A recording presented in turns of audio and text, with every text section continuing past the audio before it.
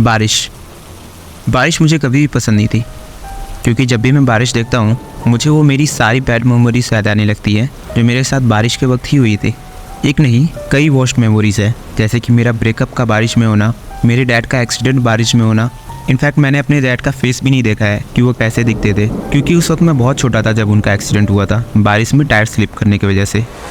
Anyway, ऐसे ही countless incidents हुए हैं मेरे साथ बारिश में, और मैं वो स्कूल वाला इंसिडेंट कैसे भूल सकता हूँ, वो भी तो मेरे साथ बारिश में ही हुआ था।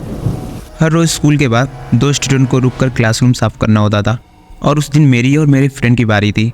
लेकिन हमने मजाक मस्ती में फ़ाइट में कब अपना टाइम वेस्ट कर दिया हमें कुछ पता ही नहीं चला। हमें काफ़ी लेट हो चुका था।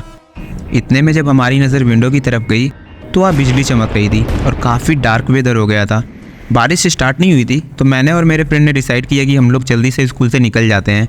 और क्योंकि सुबह जब हम स्कूल के लिए निकले तब वेदर देख कर लग नहीं रहा था कि आज बारिश होगी, तो हम दोनों में से किसी ने अम्ब्रेला नहीं लिया था। कुछ दूर साथ जाने के बाद मेरा और मेरे फ्रेंड का रास्ता अलग हो गया, और अनफॉर्चुनेटली उसी वक्त बारिश भी स्टार्ट हो गई। मेरे घर के रास्ते में एक डरावना जंगल पड़ता है जो कि बहुत घना है, और ये बैड लक ही था ना कि मैं उसी जंगल में था उस वक्त। फिर मैंने अपने सर पर हाथ रखा और तेज़ी से घर की तरफ भागने लगा, क्योंकि मुझे जल्दी घर पहुंचना था, क्योंकि अगर ज़्यादा लेट होता तो मम्मी से मुझे बहुत डांट पड़ने वाली थी। लेकिन मेरे घर तक जो रास्ता जाता है वो रास्ता भी बिल्कुल सही नहीं था। रास्ते में बहुत ज़्यादा पत्थर और मिट्टी है जो कि बारिश की वजह से और ज़्यादा स्लिपरी हो चुकी है। लेकिन क्योंकि काफ़ी अंधेरा हो गया था और मैं काफ़ी लेट हो चुका था, इसलिए मैं वॉक करके तो घर नहीं जा सकता था, तो मैं भागता रहा। नीचे ध्यान से देख रहा था लेकिन मैं भागता रहा। लेकिन बारिश और मेरी तो अलग ही दुश्मनी चल रही होती है, और कुछ देर भागते ही मेरा पैर एक पत्थर में टकरा जाता है, और क्योंकि मैं बहुत तेज़ दौड़ रहा था तो बहुत तेज़ मैं ज़मीन पे गिरता हूँ। मेरे घुटनों में, मेरे हाथ में बहुत ज़्यादा चोट लग गई होती है। इसके बाद भागना तो दूर, मुझसे चला भी नहीं जा रहा था सही से।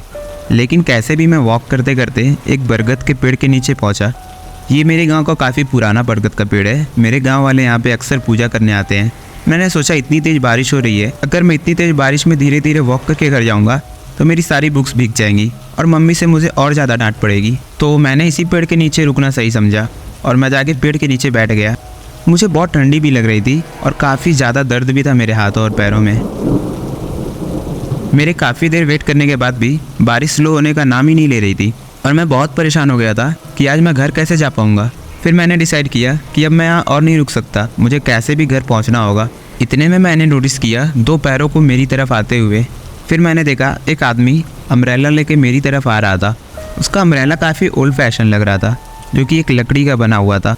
मैंने ऐसा अम्ब्रेला बस टीवी और फिल्मों में देखा था, लेकिन जब मैंने उनका फेस देखा तो वो काफ़ी स्मार्ट लग रहे थे, लेकिन कपड़ों और लुक से तो वो अभी भी ओल्ड फैशन ही लग रहे थे। फिर वो आदमी फाइनली मेरे पास पहुँचा और मुझसे पूछता है, तुम यहाँ क्यों बैठे हो? फिर मैंने उन्हें सब कुछ बताया कि मुझे कैसे स्कूल से लेट हुआ, अपनी चोट के बारे में, अपने दर्द के बारे में। फिर उन्होंने बोला, कोई बात नहीं, चलो मैं तुम्हें तुम्हारे घर छोड़ देता हूँ। तो उन्होंने मुझे अपनी पीठ पर बैठाया और मेरे घर की तरफ चलने लगे। रास्ते पर हम लोग बहुत बात करते हुए गए। उन्होंने मेरी मम्मी के बारे में पूछा, मेरी पढ़ाई के बारे में पूछा।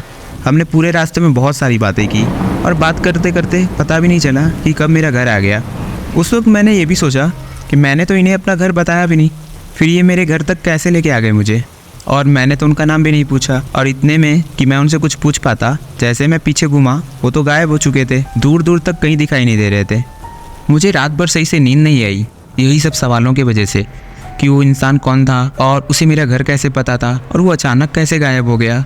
ये सब सोचकर मुझे रात भर नींद नहीं आई। और अगले दिन सुबह जब मैं सोकर उठा तो मैंने देखा मेरे पैरों में अभी भी चोट के निशान हैं, बट दर्द बिल्कुल भी नहीं हो रहा है। ये भी काफ़ी शॉकिंग था कि मुझे दर्द क्यों नहीं हो रहा है। एनीवे, फिर मैं रेडी हुआ और स्कूल के लिए निकला और अपने फ्रेंड से मिला। मैंने उसे सब कुछ बताया कल रात के बारे में, कि कैसे मैं बारिश में गिरा और उस आदमी ने मुझे अपनी पीठ पे उठा के मेरे घर तक लाया, सब कुछ बताया। लेकिन उसने मेरी बात का यकीन नहीं किया। उसे लगा मैं मजाक कर रहा हूँ, मैं झूठ बोल रहा हूँ। तब से आज तक जब भी मैं बारिश को देखता हूँ मेरे मन में यही क्वेश्चन आता है कि आखिर कौन था वो आदमी, कौन था। हे एवरीवन, कैसी लगी आपको ये स्टोरी? तो अगर आपको पता है कि वो आदमी कौन था तो आप कमेंट्स में बताइएगा, और ऐसी और ब्यूटीफुल स्टोरीज के लिए सब्सक्राइब द चैनल।